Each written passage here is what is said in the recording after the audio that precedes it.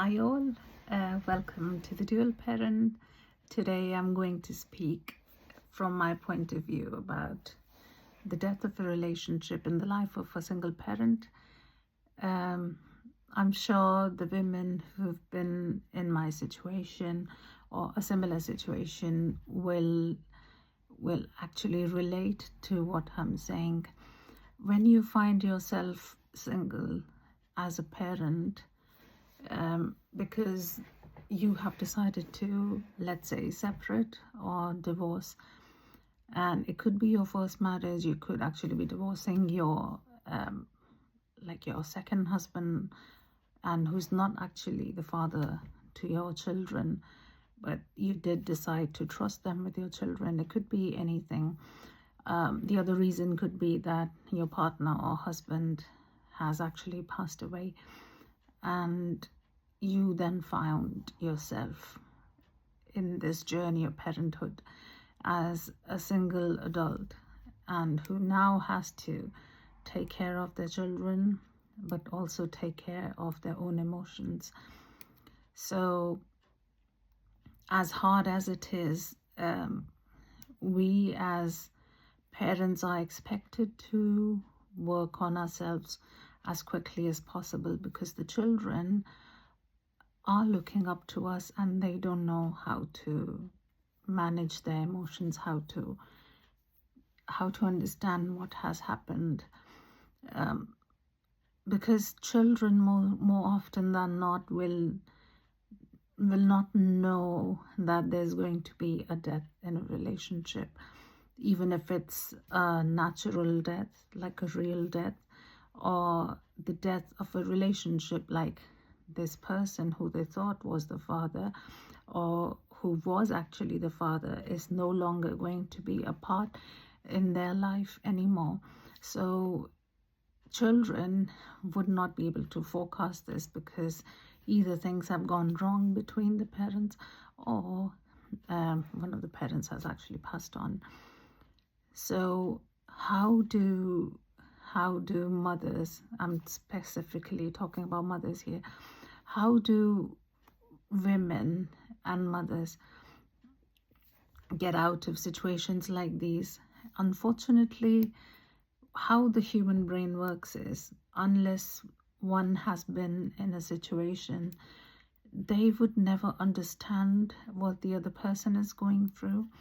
So when I was married, I was a married parent and never experienced single parenthood.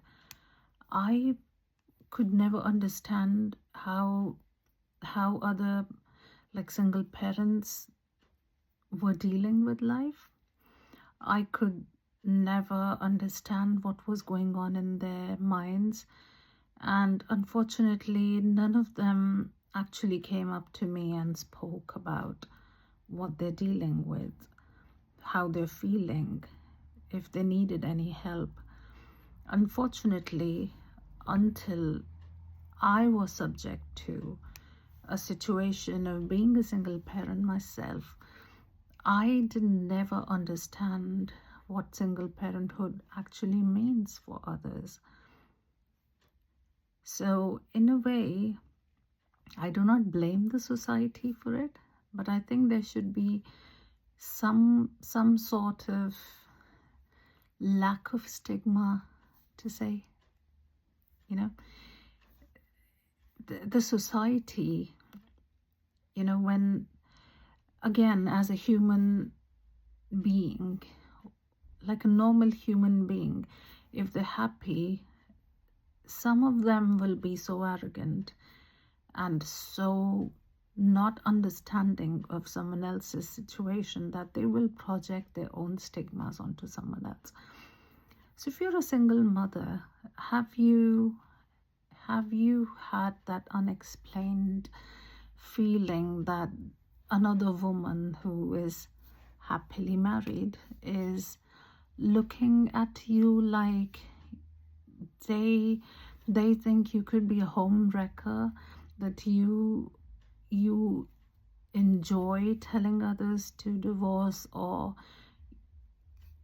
other men would feel like you you are available, and because you're not dating anybody, and then you need someone in life, and then women see you as a threat. Let me say it in a direct way. I'm sure you would have like felt it, because I have felt it. It's like an unsaid thing. No one tells you in your face, but there is this underlying current where they think that, you know, if they talk to you, you would be more than happy to encourage divorces or separation, and they would not let their kids play with yours. So is there like an education in society that needs to happen? I don't see a lot of videos like these on YouTube actually telling how a parent or a child in this situation feels, what they go through, what stigmas they face. So when this relationship dies, the first thing that the parent is feeling is, my child is now going to grow up in a household where there is just one parent. And if I talk about myself, when I started in this journey as a single parent, I felt like I don't know anything. I was naive, I was young, I did not have a penny in my account. I had zero knowledge about how this country worked, because I had moved to the UK a few years ago, and then I had gotten pregnant in the UK. I did not know how things worked. I had zero confidence, did not speak to anybody, was in a heavily stressful situation. And then I thought that if I am not capable of taking care of myself, how on earth I'm going to take care of a young child who relies heavily on me? But then, I don't know, there is something about situations like these, that when you feel like you have no one and you have God and only God, that's when you get that power. When you know that there is nothing else that you can do but to rise, you do rise. And then you see your child flourishing. You see that when you're flourishing, your child starts flourishing. I will talk about my emotions on this in my channel as the time goes.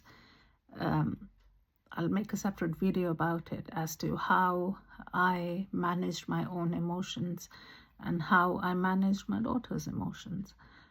When it became overwhelming and it became difficult, and when there was no shoulder to cry on, and as a mother, you cannot cry in front of your child because you're supposed to be like a strong parent, right?